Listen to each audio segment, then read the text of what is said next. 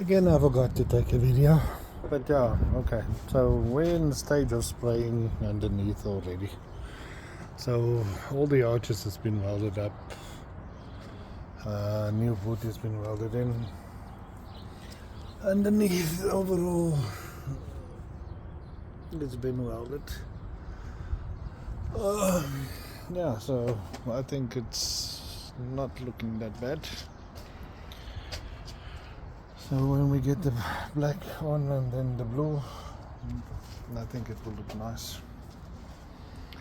So yeah, this I don't care because we're getting a lip on front. We cleaned most of the stuff off, and yeah, so this is what we have. This is the sections they say that they is supposedly to help with the strengthening of the front. Yeah, so we fix these holes.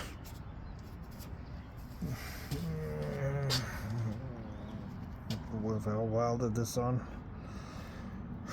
We've cut these ones to look nice. So if you look overall, this is what we have. So there's another one for you guys.